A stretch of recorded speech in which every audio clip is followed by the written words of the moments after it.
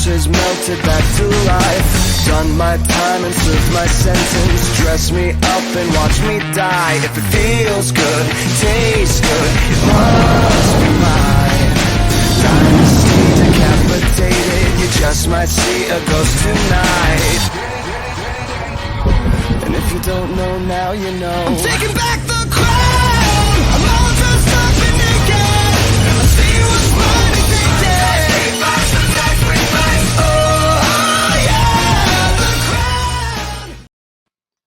All right, and with that music, you already know I have been summoned. We are here for a hell of a show and ready to get started on this bad boy. We're going to have a great show tonight. I've got an amazing guest ready and waiting in the hot seat in the back right now to come up here. Before we get started on all that, I want to thank everyone for being on here, for watching the shows up to this point. We have surpassed the 100 milestones as of the point of going ahead and recording this. 100 shows I have hosted. So either there's a lot of therapy bills going on around there that everybody's having to pay, an interest on, or you're actually enjoying the shows. Either way, we don't judge. We just want to see you here and having some fun, and we're going to continue doing that right now. So without further ado, let me go ahead and introduce my guest on here tonight. This is Timothy B Fling. Hey, Phil. What's going on, Timothy? Glad you're here. Good to be here, man. Good to be here. Thanks for having me. I appreciate it a lot. Oh, absolutely. Absolutely. It was destined to be. I mean, I've had you on here before as a guest. It was such a good time with that. Have to get you back on here talking about what you've got currently going on, your future projects, all that. But before I get too far out in the water on this one, let me go ahead and give you the field on this one. Go ahead and give us your elevator pitch. Let us know, what you've got going on and where to find you right now. Okay, great. My name's Timothy Fling. I'm a writer and creator from York, Pennsylvania.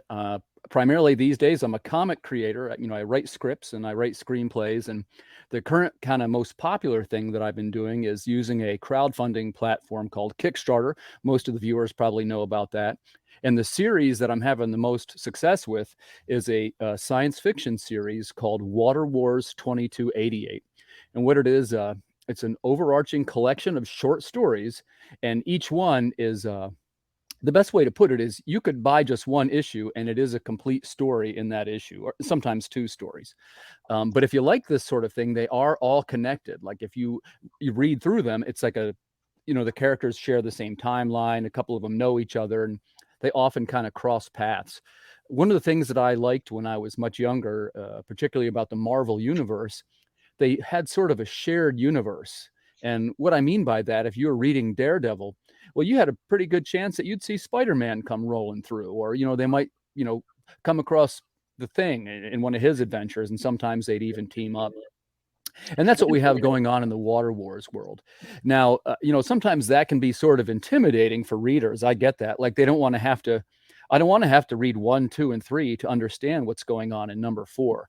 So the format is actually, they are short stories. Sometimes they're 24 pages. Sometimes they go as much as 40 pages, some of these books. But in every case, it is a complete story in the issue, because I get it. Not everybody wants to buy the whole set, and I'm kind of like that too. So we do make it very much in a way where you almost don't need to know what's going on with the other characters. It can be just, here's the story, and you can read it from beginning to end and have a kind of a great reading experience. Along with that, one of the things that we do for our Kickstarters, we are also avid songwriters. So we do write our own music themes. If you like music, the Kickstarters always come with a new musical theme. They always come with what we call a tactical map, which is a Chrome enhanced map that we give as a handout. And it has a little mini print on the back. They're pretty cool. And we also are a little bit in the trading card business now. We do what we call the Chrome enhanced trading cards. And so with the last Kickstarter, now we ship to 19 countries around the world. I'm pretty surprised by that too, to be honest with you. I never imagined that happening. So, in my case, and of course, every creator is different, right? So I respect what everybody's doing. In my case, I'm not doing the Kickstarter to raise funds to complete a book. My books are actually already done, or, they're 80% done. And then this is more of a distribution channel for me. And what I mean by that is, this is, again, just my opinion. I have too much anxiety to say, hey, if I raise the money, I'll complete the book. lots of things can happen in the creation of one of these titles, right? You can have colorists drop out, you can have pencilers get sick, people get divorced, things happen. Yeah, So I everything. don't think I would be able to. I don't think I would be able to say, well, it's about a quarter of the way done or halfway done, and all I need to do is raise X amount of dollars and I'll finish the darn thing. What I Right. do is I shell out the money up front, I make the book, and we go the whole way through pencils, inks, colors, and letters, and covers are done too. And then I launch the Kickstarter.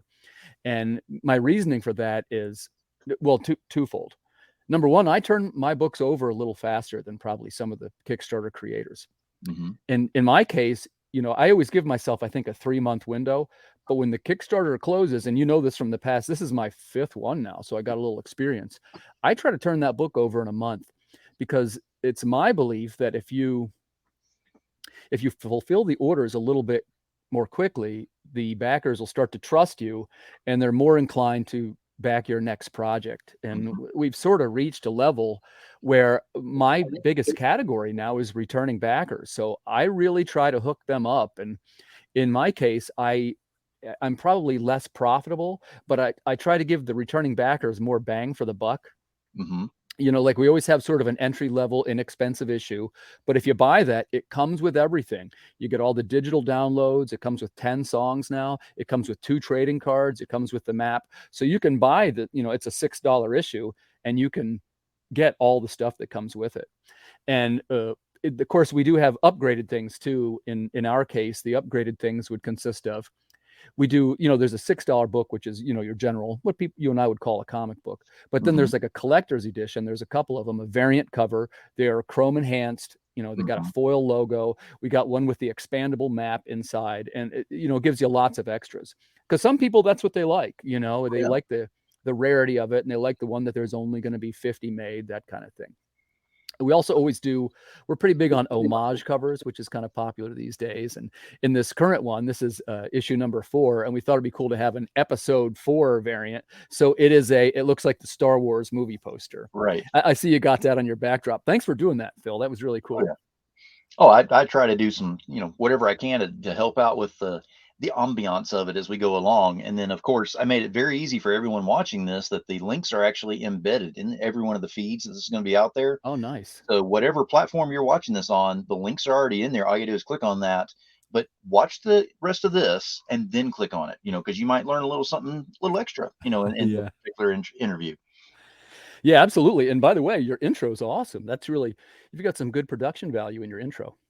I'm incredibly happy with that. That is actually done by Scattered Studios, which is run by Jason Doobie. Went ahead and did that one for me, but he refuses to take the credit because I came up with all of the stuff to put into it, and he simply put it in motion with the music and everything in the background on there. So as far as I'm concerned, it's not a one-man band. This is something that he and I worked on together to put together. But we're incredibly happy with it. It's one of those things that it gets your head moving, get your foot tapping. Right, exactly. Get your fist pumping. Exactly. It came out great, man. And I'll tell you, that is because I do a fair amount of podcasts, and it looks really professional. It definitely stands out.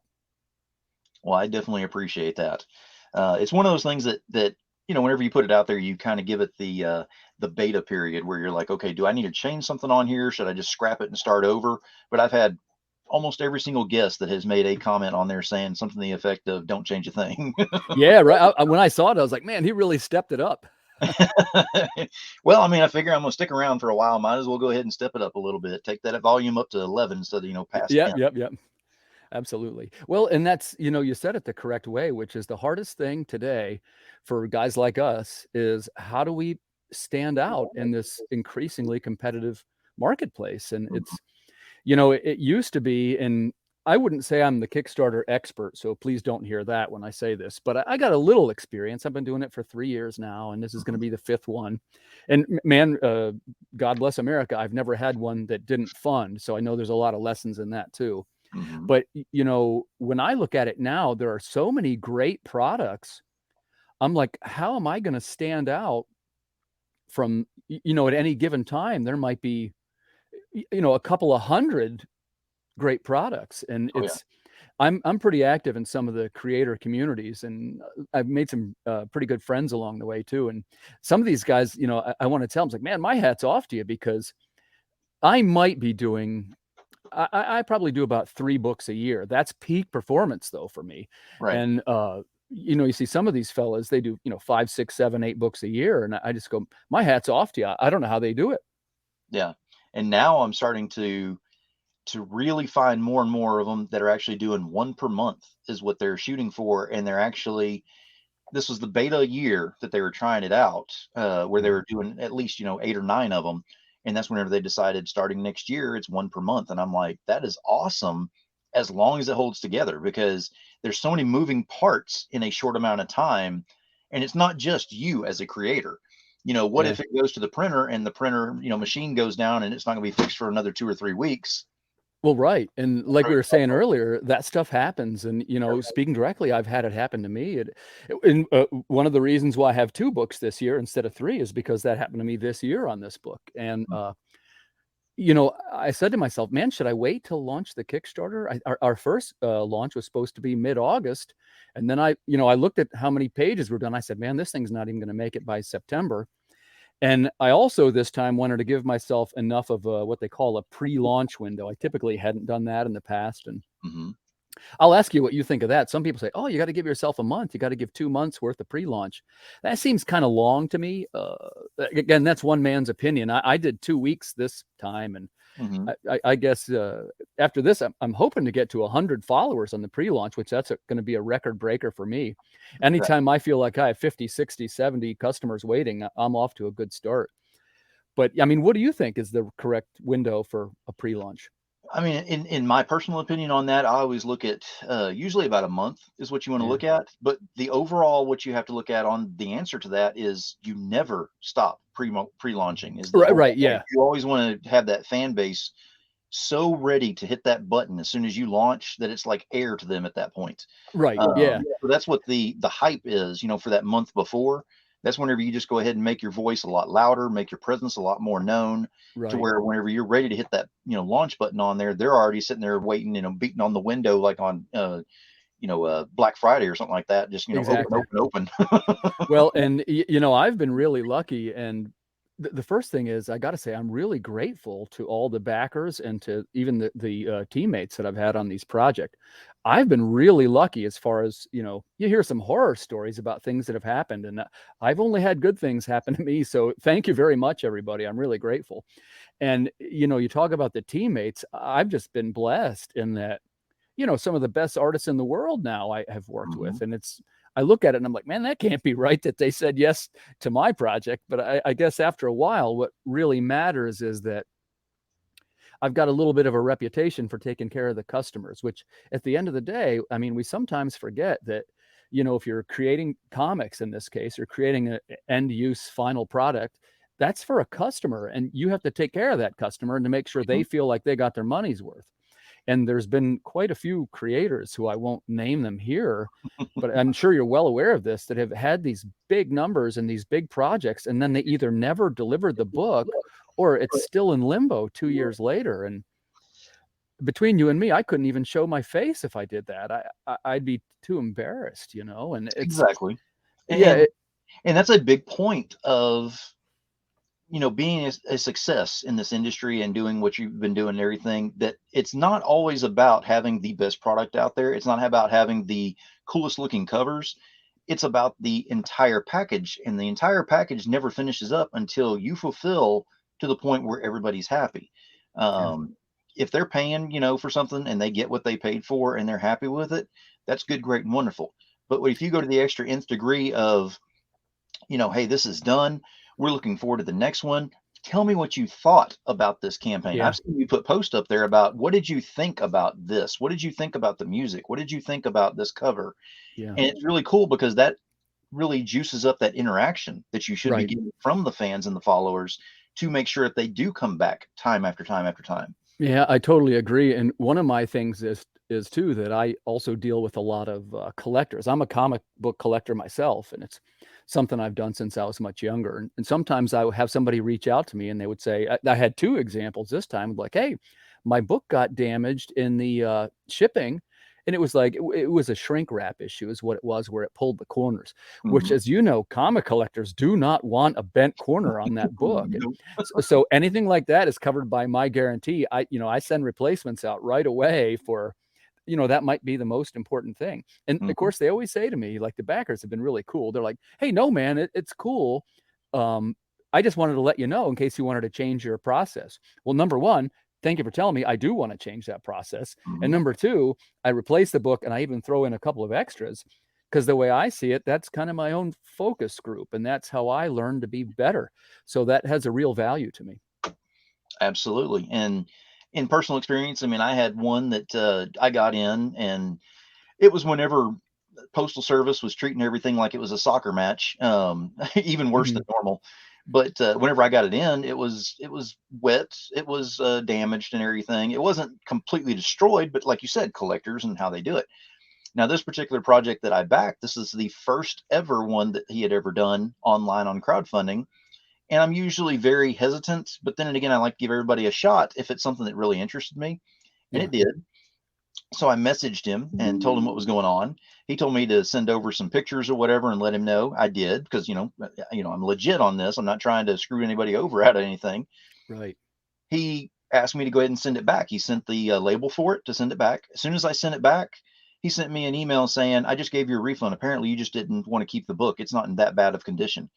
Oh my Whenever gosh. I read that bad of condition as anything in a sentence on there, I was like, "Oh no, this is not going to be an option again." And that's something that you can never do as a creator whenever you're dealing with crowdfunding, whenever you're dealing with anybody, even if you're at a con and you give something out and they walk off and drop it or something on the way out or something, you kind of go, "You know what? Let me take care of you at least." I mean, Yeah. things happen. It's not like you went over there and stomped on it and then came back. Well, and at the end of the day, we are in a business, right? And it's our business to satisfy customers. And as you probably know as well as I do, there's a handful of times where you got treated really well by a company, and you go, man, from now on, Hmm. this is the only place I'm going to go. This is the only place I'm going to buy my staplers or whatever it is you're buying. Hmm. And I think that customer service is kind of a rarity. And in my particular view, it should, like, I don't want to say we shouldn't be profitable, because obviously at the end of the day, we all want to be profitable. There's no shame in that. We are capitalists after all. But I would say that if you're not taking care of the customer, it doesn't matter how profitable you are, because you're not going to be around for the next one. And Exactly. your risk of losing that customer goes up dramatically for each dinged corner, each time you didn't. And and I've had some that were well, I don't mind giving an example. I won't give his name or anything, but I had Mhm. one guy who's from the Netherlands, right? I've done this thing with the international shipping, and as we all know, the international shipping has been a huge challenge, both the cost of Oh it yes. and in the amount of time that it takes for the stuff to get there. And I had a guy, this wasn't more than a couple of weeks ago. He said, "Hey man, I didn't want to be a complainer or anything, but I never got my book." And I went, "The one from July?" And he said, "Yeah, I can't believe that it took so long. I didn't want to say anything." I was like, "Man, of course you got to say something." And Right. I went right back out and refilled the order. It's not his fault it got lost by the Netherlands post office. Hmm. So, and I sent it, one of the priority ways. He gets this book in, 3, 4, 5 days. Guess what? Not 2 days later, he gets the other one. So he's got two sets of books. Now it's easy for me to say, well, send one back to me or Right. something like that. But at the end of the day, I don't want the books back. I want happy customers. So he Exactly. writes back to me, and he's a very kind fella. He says, "Well, I kind of feel guilty because I know it was really expensive to send this by the post. I was kind of thinking I should, maybe refund some of the money or something." And I said, "You know what, man? You got any friends that like this kind of books?" He's like, "Are you kidding me? My friends love this stuff." I said, Mhm. "Share ones with your buddy and just let me know what they thought." And so he shares them with his buddy, and the buddy's like, "Oh my gosh, I love this book. That was Water Wars #3. It's a pretty good book." And so I got an extra customer on the deal. Likely this fellow will turn up for #4. So it's kind of an investment. Oh, absolutely. I mean, and that's the perfect way to do it. That's exactly what I was thinking whenever you were telling that story. In my mind, I was sitting there going, just share it with somebody else, pay it forward to Right. somebody else who you can bring on, who could be a fan or a follower at this point, and move on and start. They could start sharing as well. I mean, that's one good thing about this community is that if you got enough people in there and they start sharing it out, it costs absolutely nothing to share something out. Right. And to get people interested in things like that, Now, not everybody has the financial means to back everything that's out there. We all know that, and Yeah. we're not gonna play like that's a false thing and that's out there and then it's untrue. But it costs nothing to share. So Correct. by going Correct. ahead and creating that positive energy and that positive nature with that one fan right there, you've now spread that out where it's more like, okay, this guy not only has a good product that I'm interested in, my buddy over here really enjoyed this thing. He paid for it. I got mine over here from him because he was willing to share. Well, he's got another one on there right now. Yeah, I'm going to get on there and jump on there. And since I'm behind on a couple of them, I'm going to do the catch up package. I'm going to see what I can get up on here. I Right, can see right. that And happening. by the way, this fella always does this. I ended up having a great conversation with him because now I've been doing it long enough. I start to recognize some of these names when they come back, and Mhm. he always says to me, he's like, well, I don't know if I want to buy the set or should I get just one, because is number 4 coming out pretty soon after? And I said, you know what, man, it is. So I said, tell you what, if you pledge and make it some kind of reasonable amount, my main cost is the shipping. I'll hook you up. I'll give you the whole set for that number. Mhm. And of course, it's smart because here he is right away turning up for number 4. Like I was saying, in my case, my best category now is the returning backer. Mhm. And I think that we've sort of set a precedent that we always hit the stretch goals and we always make sure everybody gets everything. And just about any kind of reasonable complaint, I just give it to them, because at the end of the day, I'm still trying to build a brand. You see, I'm not quite to the level of, well, it's got to be profitable. I'm going to tell this guy to pound sand. Right. It's not about the profitability yet for me. If it was, I probably would have thrown in the towel already, to be honest. But I can say that as building a brand has gone, my Kickstarters, I'm up about 20 to 30% each time. And I mean, if we were Mhm. running a carpet business, or if we were running a tobacco factory, if our sales were up 20% each time, we'd all Mhm. be high-fiving each other. So Exactly. I feel like, well, I'm pretty happy with the comic production business. Oh, well, I mean, in business, you never really see true profit until about 5 years after you've done your small business launch and everything. Right. But if you're Right. seeing 20 to 30%, on each campaign as it's going up, not just annually, but on each campaign, that's Right. a huge increase each time for it to come up there. So by the time you get up to that 5-year mark, it should be pretty good for you. I should be in good shape, and I've had a pretty good year too. And well, between the tail end of last year and the beginning of this year, I'm finally starting to get scripts picked up by publishers, and I'm getting the books published out in the wild, as it were. And specifically, what I mean by that, I had, well, the second and third issues of Water Wars have been picked up by Antarctic Press, and they are Nice. published. As a matter of fact, they're on shelves this week. It's in their anthology, which is called Planet Comics. Okay. And Yes. we even got the cover on that one. So if you don't like to back Kickstarters for some reason, or even if you just are a collector and you want to get the version that's on the shelves, that's Planet Comics number 8, and that is in stores this week. And that one is actually, for those of us that follow Kickstarters, it's technically Water Wars number 2. Right. And along with that, I had a short story published in Russell Nolte's book. He had a Cthulhu anthology, which is very successful. He does these record Kickstarters, right? Yep. And always been a super supportive guy to me, by the way. And he really talks the talk of supporting the indie community. And I submitted a story for that one, and mine was kind of, I'm the robot guy, so this was kind of the sci-fi take on the Cthulhu mythology. So I got Mhm. a story in that book. And I guess it's okay to say now I've got a script that is being published over there at Bad Bug Media with Mike Teener. And I was in on the formative. It's okay to say it's going to be called Monster World, and Mhm. I'm pretty sure that comes out at the beginning of next year. And that was something where I had written a script sort of together with Mike, and we sort of banged out the basic details of it. And of course, then they brought in Scott Wilkie, who's a real talented writer in his own right and many successful Kickstarters. And he kind of made it his own. And it's really a pretty cool story. And honestly, I was really only kind of involved in the formative stages of it. But, I always like to learn new things and to work with teams. And the best efforts are, where you learn something from it. And, Mhm. to my astonishment, here my name's on the cover. So, Oh yeah. I was real honored to work with those guys. And so I've been, I just keep going. I keep submitting scripts and, seeing where they go. And I guess it's okay to mention now I got a new thing going, and this is next week. I can't say what it is because I didn't sign on the dotted line yet, but it's a script for a movie. Nice. Yeah, and it's a little something out of my wheelhouse. It's a Western, and it is an actual movie company. Like these guys, this isn't their first project or anything. They've done, I think, 6 films, and one thing led to another. I met him through my songwriting partner, who's a fellow by the name of Sterling Jackson, who's a professional music producer Mhm. and a super talented guy in his own right. He's one of my best friends. But these guys, what they do over there is they make these films, and they're talented directors and editors and music composers. And somebody said something to the effect of, "Man, I wish we had somebody that was more like a script writer and a screenplay writer." And Sterling said, "Hey, you should talk to my buddy Tim." And I got on the phone with the guy, and sometimes people, their personalities kind of click a little, and I sort Mhm. of clicked with the guy. And next thing I know, he's like, "Well, let's get together and we'll sit down." And by the way, that's not a guarantee that Right. right, but I got my foot in the door, and these are guys that do scripts, and it's I've kind of been lucky, and man, I hope I'm lucky one more time. We'll There see. you go. Maybe in this time next year, I'll be telling you, yeah, hey, this movie's coming out. Exactly. You need to channel your inner Tombstone on that one and make sure it comes out big. I love that movie, by the way. I am Oh, a huge Western fan. And as a matter of fact, how this kind of came about, we were working on an alternate history type of story, which was going to be in the Water Wars universe.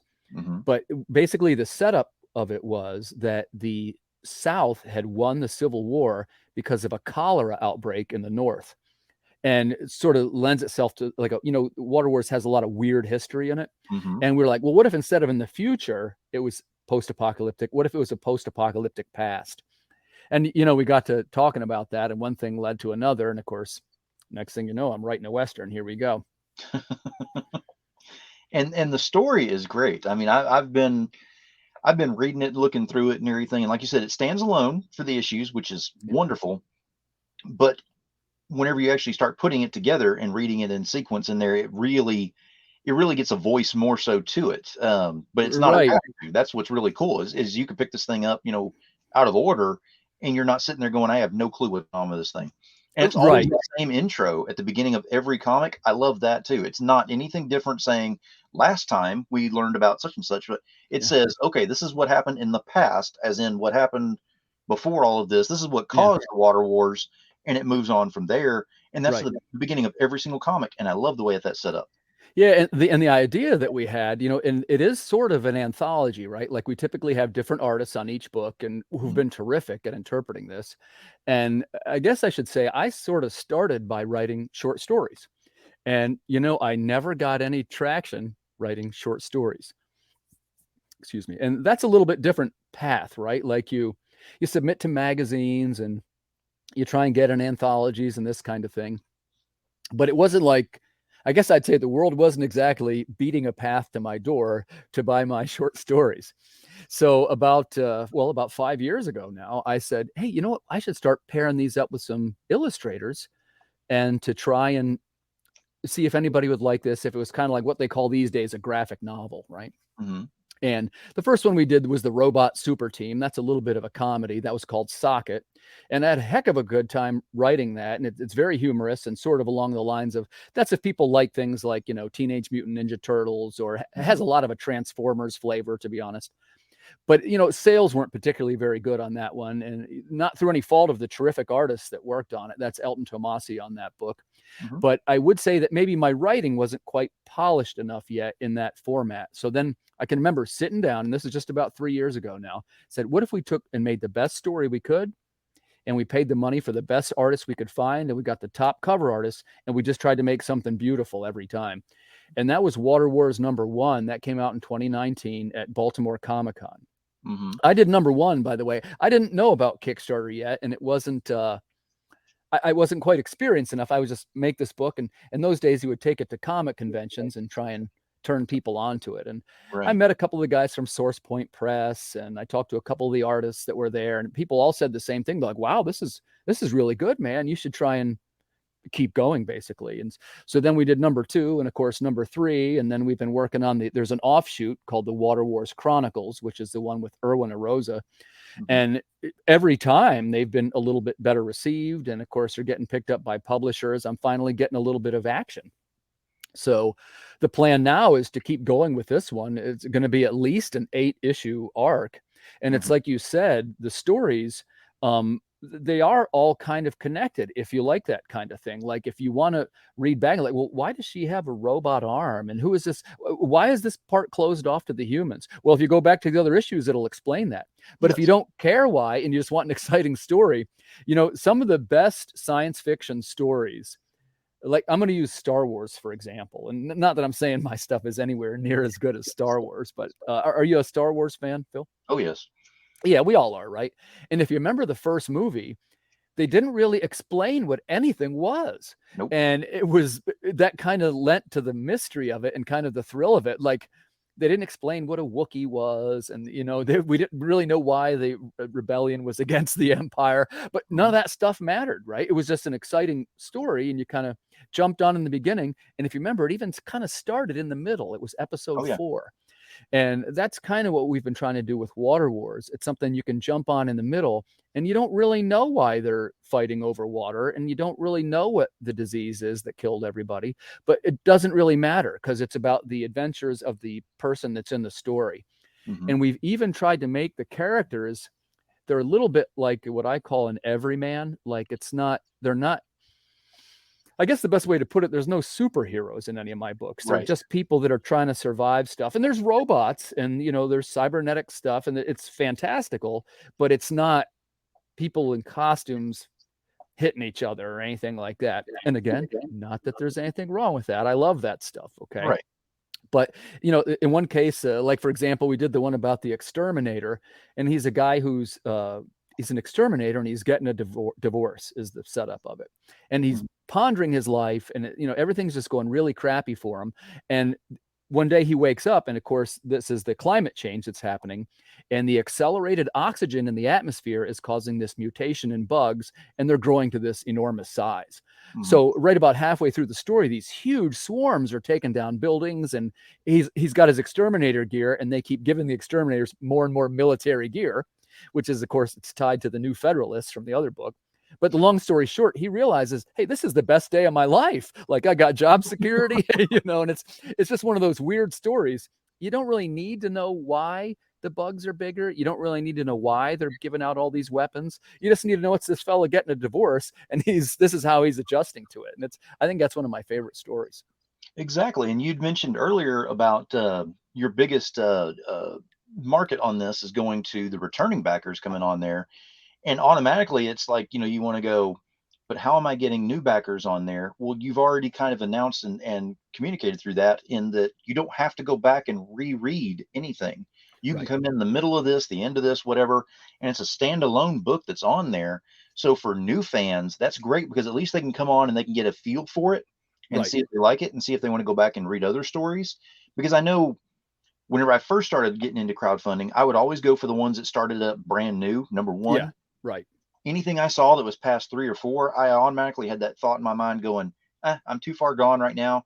I don't have enough money to do the, $50, $100, whatever catch up package tier thing on here. Right. So I'm just going to go ahead and skip this one. Yeah, I And totally agree with you, and that's the problem with episodic content in general, right? It's difficult to get people to jump on for a number Mhm. 3 or a number 4, and that's why I put some text in the Kickstarter, and it says something to the effect of, "Well, hey, this seems like a big world. I don't really know where to start," and I get that a lot because now Mhm. you look at the thing, and we do variant covers, and it's what 15, 18 choices, something crazy like that.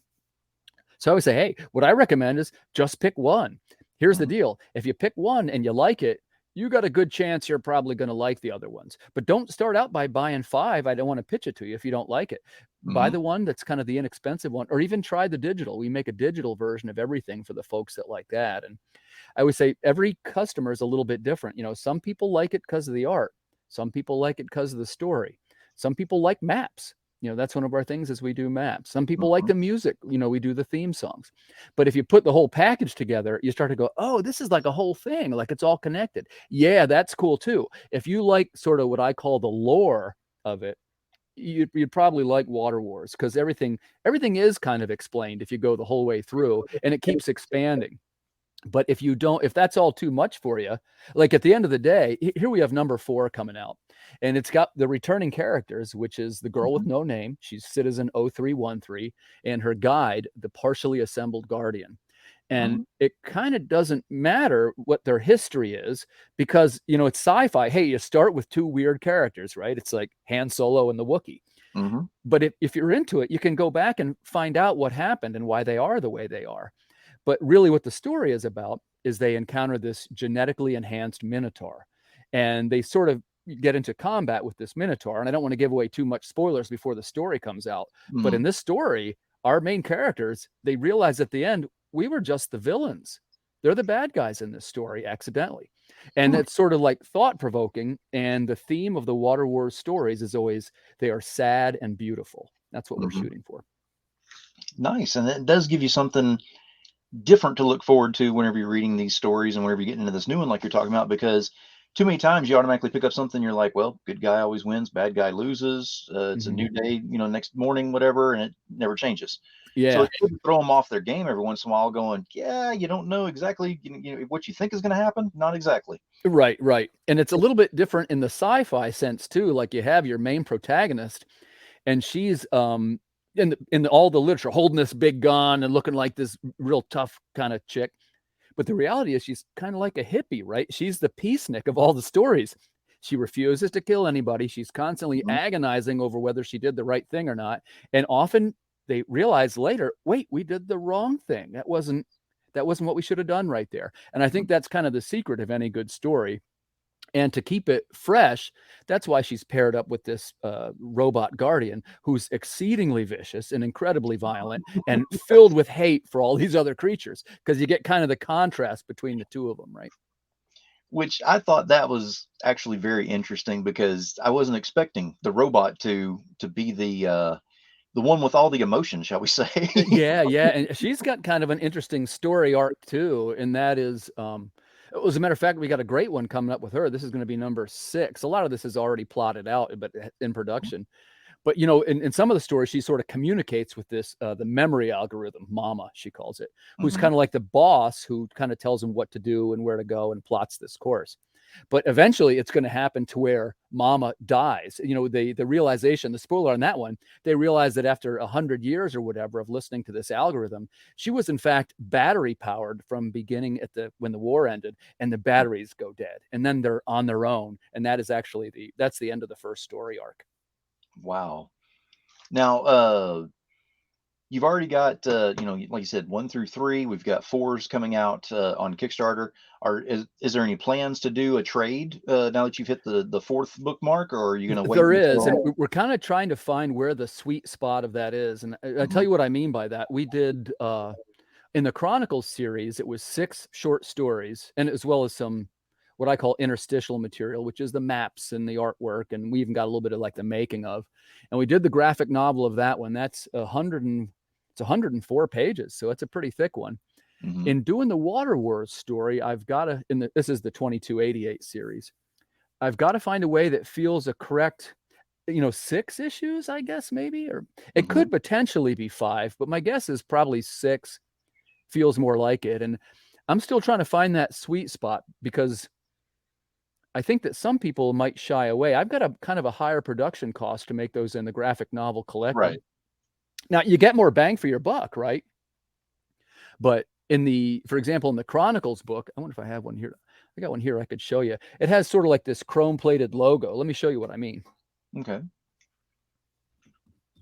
Because that would be something, especially for new backers, if they haven't had a chance to get into it at all or been getting the digitals, at least they'd be able to get that. Oh, hang on a sec. Let me give you full screen on that. Yeah, I kind of want to show this. This is one from our last successful Kickstarter. Excuse me, 2 Kickstarters ago. It was Yeah. the Lost at Sea book, but you see, we did sort of an upgrade. Can you see how that's like a chrome logo on there? Oh, yeah. And the whole book is just beautiful, man. And it has like the little frontispieces, and it's designed to give you the feel of like a storybook, you see. Right. And there's the Hunchback. And so what we do when we make the graphic novel versions, it has a lot of what's a good way to put it? Some extra design time where we try to make the product a little more beautiful. It's not really just the stories in the book. It's got a little bit of a little bit of framing devices around everything. Mm-hmm. And I'm hoping that that's something that will catch on. But where I was going with that is that in a book like that with the Chrome logo, that's about a $24 book. Mm-hmm. And, you know, I don't know if I haven't sold that many of them yet. It's probably my best book, but I think that some people will shy away from that as a price point. And I'm hoping to, I'll be drawing some of them in Baltimore. I'm going to be at the Baltimore Comic-Con. We've got a double table this year. It'll be a big one. And I'll have a banner behind me with that image that you just saw. And it'll be an 8-foot by 6-foot banner. It's going to be a whopper. Yeah. Yeah. So we're going for it. And the whole idea is, you know, please notice it. Please notice it. And we're going to do a deal too, where we got what they call a cosplay aid station. And there'll be a little section where it will offer like duct tape, glue, you know, water bottles while supplies last, that kind of thing. And that way the cosplayers will come. Yes. And anybody who will take their picture there, you know, will have the banner in the background. And then there's a drawing at the end and people can win prizes. Very cool. That sounds like a lot of fun doing that as well. Now, yeah, I'm actually very pro on cosplay. A lot of the people at the cons, I shouldn't say a lot. Let me rephrase that. Some people at the conventions say things like, well, I don't want to see the cosplayers. And this is about, you know, creating books, and it's, you know, the various complaints about that kind of thing. But at the end of the day, you got to remember, look, these people brought the passion and the excitement, which are in many ways missing from so many of our projects. And I admire somebody that has that creativity and sort of the drive to do what they're doing. Some of these cosplays are incredible. You know, I just can't believe the time and the effort they put into them. And look, not for nothing, I'm also a realist. I get it that having them take the picture in front of my booth will boost my social media imprint, and, you know, maybe somebody will notice it. So it's, it all benefits each other is what I'm saying. It's not all about how can I get, you know, money out of this customer. Well, it's and about that kind of plays into the fact that, like you're talking about with the cosplayers, I'll go ahead and touch on this very quickly because I know you'll have something to say about this as well. I already know.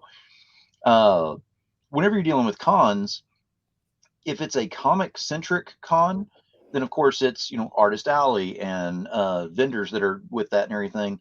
And you can have a couple of celebrities that have something to do with comics or have some kind of tie to it. But to have a con where it is celebrity centric and then have a few, you know, things in the Artist Alley type thing, right. It's all about how it's presented on what you're expecting whenever you get there. And I've heard too many of the creators who get upset whenever they go to a celebrity centric one, and then they get upset because they're not getting enough foot traffic over there. And it's kind of like, well, they're the main draw. You know, you're over here getting what they, you know, what people can go over there and take a look at you type thing. But that's a draw nonetheless. That's people that would have come to your table or come to your area or known your name that have never known, but come in there to see this particular celebrity. So a spotlight is a spotlight. It's just all in how you decide to shine it while you're there. That's my kind of 2 cents on that. Yeah, I think you put that a really good way, Phil. And, you know, it'd be fair to say that I'm still trying to find my spotlight. You know, when I go to a convention, and I got, there's going to be 4 of us this year. So we got, you know, a little bit of a staff even. And one of them is my son, who's really into it. Nice. But I guess I would say the thing is, how do I say this the correct way? Of course, like I mentioned, of course, we want to be profitable. At the end of the day, you know, the dollar makes the world go round. But we need to remember that when you go to a convention, right there is your people. Right there are your people. So what can we do as creators to stand out from the group to where a customer will say, hey, wow, this guy doing this type of book, that's really what I'm into. And this guy doing this type of book, wow, I didn't know there's anything like that. I want to try this one.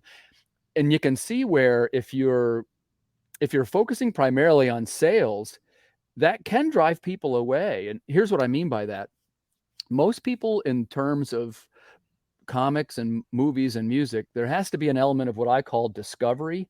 The customer needs to feel like they found it. It can't be necessarily me pushing it at them. That tends to push them back. It has to be that they saw it somewhere, or maybe somebody saw it and said it was cool, or maybe they saw a cosplayer and what's that behind you? You know, these are the elements of discovery. So what I'm trying to do this time around, I mentioned I'm trying some different things, is to increase what I call the elements of discovery.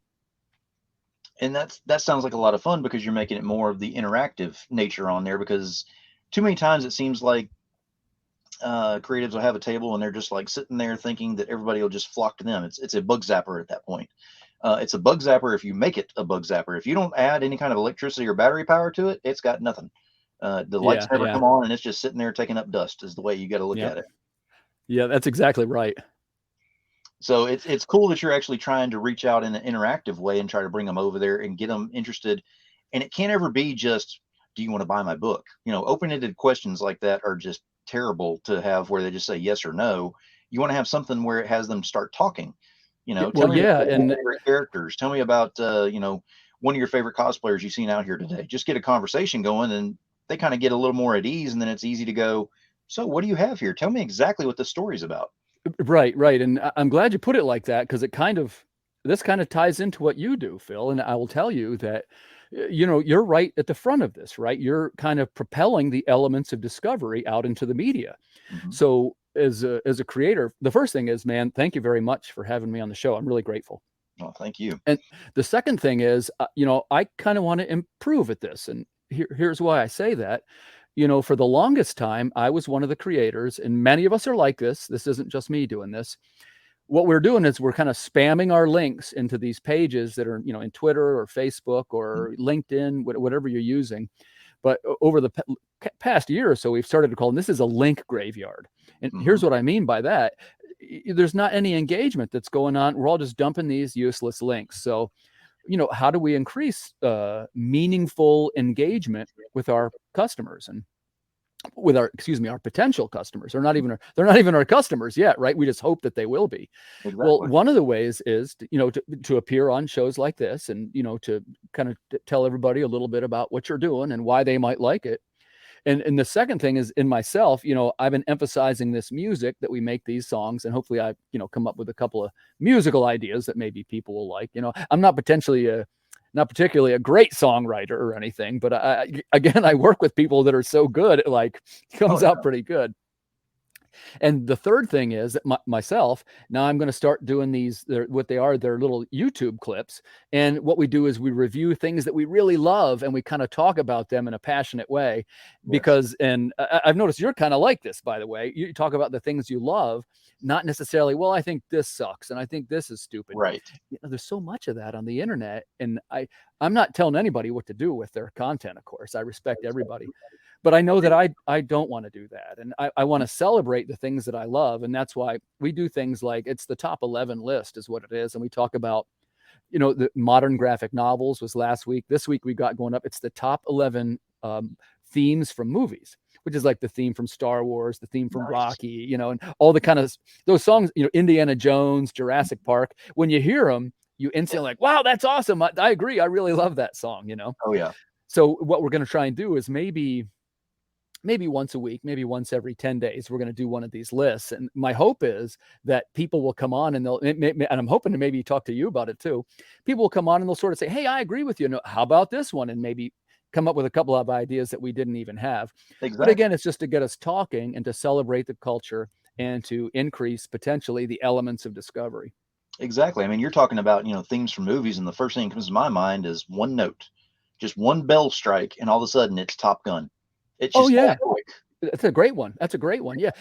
Listen, you and I have to do one of these because I'm telling you, you don't realize how many there are until people start talking. One of the guys said to me when I made the list, because I missed a great one, which is the theme from Jaws, with the shark is dun dun. It's like, oh my gosh, he's right. I can't believe I forgot that one, Exactly. And it's funny. We talk about the musical themes. I'm kind of a musical guy, you probably sensed, but we talk about even like the themes of these old Westerns, like the good, the bad, and the ugly. And of course, many of us have forgotten that movie. It came out 60 years ago, but it's funny. You hear that first couple notes of it and you immediately imagine a Western and, tumbleweeds blowing through. It's so very evocative that, this stuff lives on way longer than the movie did. Exactly. And it's a matter of leaving footprints that just constantly have their way out there being shown, as long as people, like us, are willing to go there and go ahead and give them some kind of a spotlight at that point too. So again, it goes back to that spotlight, like you're saying. And I will give you props because we've already talked in the green room earlier about, I went and watched your YouTube, and I am subscribing, and everyone's on here right now. Y'all need to go subscribe. The link is in the feed, so don't miss out on that one. Thanks, guys. But it's it's fun, it's entertaining, and it is not of a negative nature. I cannot stress that enough, because everyone that knows me knows I don't do negativity. So why am I going to go support somebody who would do that? Well, he doesn't, so therefore I support him. And it's something that it really gets your brain going. The novels, there were some you mentioned. I think the number 11 one was Sandman, and I was like, oh, nailed it. And then of course you started talking about what drew you to that. It wasn't just a matter of throw it on the list and let's go to number 10. It was more of a personal, this is what personally drew me to this, not let me read this from a particular article that I saw, or let me read this from someone who sent this to me. It's a personal nature at that point, and I like that. And then you got to the point where you mentioned a particular, I've got it written down somewhere. You mentioned a graphic novel that now I have to go look up because never heard of it, and now I need to have it. It's just, It's funny. Pete said that too, because we try to do a lot of. It's very much in the line of, hey, if you like this, you might like this.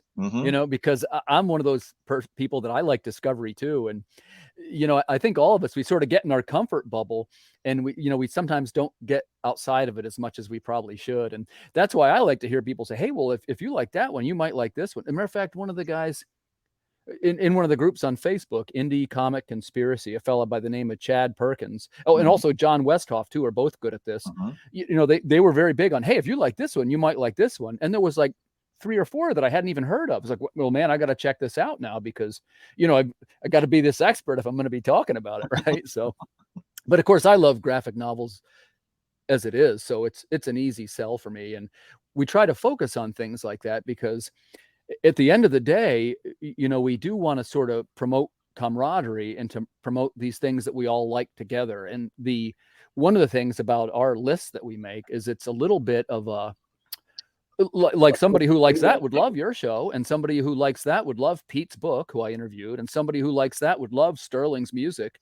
And you see, there's always like one angle where, hey, if you like this, you might like this. So it kind of, all the departments kind of shake hands, so to speak.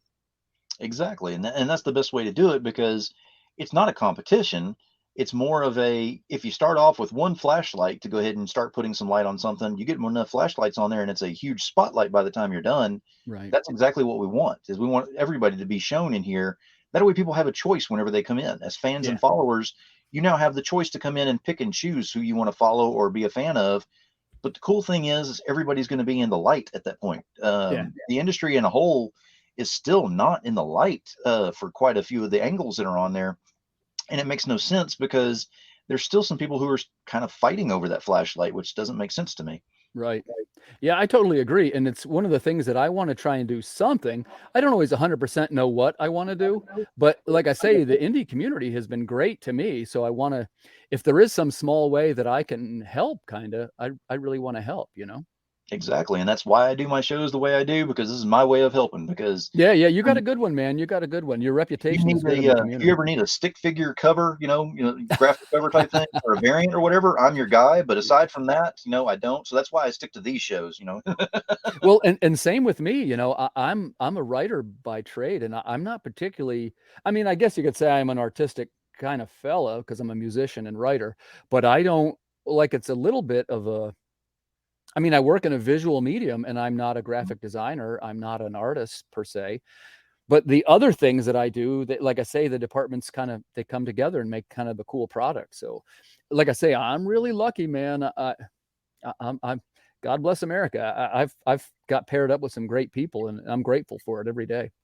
That is great. And you say you've got great product. I want to go ahead and I'm going to give you the opportunity right now. We're going to go ahead, and as a perfect placement to go ahead and say that we're going to go ahead and start shutting this down for this particular interview, because I keep you up here for hours upon hours. This was a good one, Phil. I enjoy talking to you.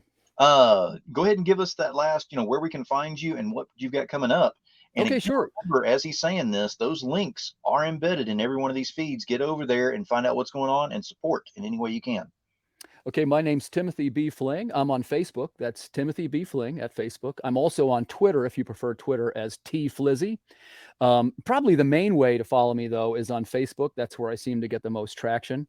I also have a YouTube channel. It is called Holden's Top 11, or you can just search me, Timothy B Fling, and you'll find it there. If you're a Kickstarter type of person, I would love to have you follow my latest project. It is an ongoing post-apocalyptic sci-fi series called Water Wars 2288.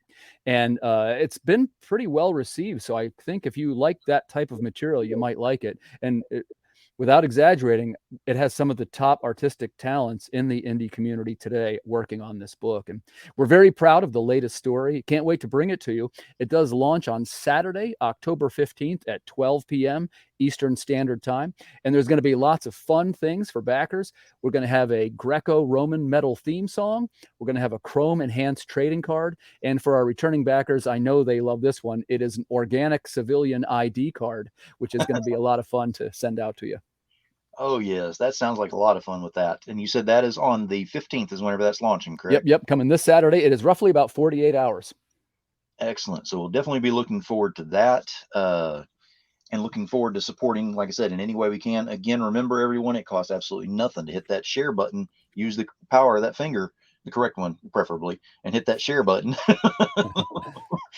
But I greatly appreciate you being on here, Timothy. We've had a great time talking about this today.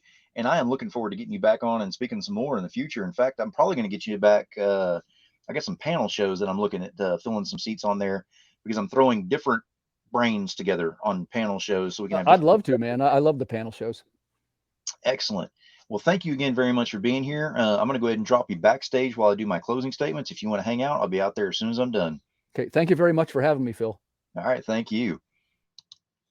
All right. So we had a great guest up here. Timothy B Fling was up here. We were talking about his project and the workings of it and the workings of how he is presenting himself and his project, but not in a way that's overbearing, shall we say, which is very important because you don't want to be where you're stiff arming anybody. You want to give them a choice. Now, I always have a closing statement after every one of my shows. Tonight's not going to be different. And it's always based on my guest and something they've said, usually based on a one-word scenario on there. Tonight, I'm going to go ahead and go with interaction. Interaction was talked about quite a bit on here, and I want to go ahead and bring that up and exactly what it kind of means to us in general. It's too easy to go ahead and ask a question and get a yes or no answer. That's the easy way of doing things. It's very quick, very simple, very non-evasive, shall we say. But to actually strike up a conversation sometimes can be a little more involved in it, but it does a couple of different things. Number one, it'll get the other person talking a bit more. It'll also open up communication and the trust between the two people who are talking. If you can't open up the trust and the communication on there, how are you ever going to talk to them about anything else? If you've got a project going, or if you want to talk to them and recommend someone else's project, or you want to show off an artist that you may have heard about. Whatever the case may be, you've got to have that communication and trust on there. But if you never got that interaction going, it won't move any more forward than it did already. So just keep in mind that not only in the comic book industry and all that, we're talking about in life in general. If you want to go ahead and get anywhere in life, sometimes you just have to kind of take a shot and get there. And that's going to come with interaction. So take your shot, get interactive out there, and see who will go ahead and jump on board and communicate with you and start trusting. So until next time, thank you everyone for being on here. This is hell of a show. We've had a hell of a time. Timothy B Fling was in the hot seat tonight, and we'll be having many more guests coming up in the very near future. Keep your eyes and ears open, and by all means, please, please, please remember to go ahead and like, subscribe, and share today. Subscribe to that YouTube channel so that you don't miss any of the content that we're putting out there. Not just with hell of a show, even though I am incredibly happy with our flagship on this one. Over 100 shows hosted on this, and I asked if I could do my next milestone at 200, and my fiance said, nope, we're going to 500. So yeah, she's cracking the whip on me, and I'm definitely going to be doing that. So we're going to 500 for the next milestone. So I need some guests to go ahead and make sure we get there. So if you're interested in being on the show, jump on board and let me know. But until next time, thank you for being here. And as always, keep it indie, y'all.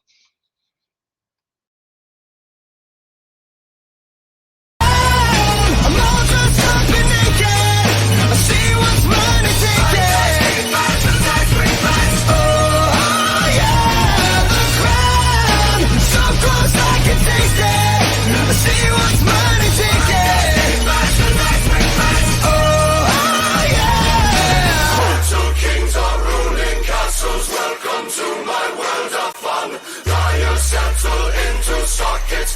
switch and watch them run.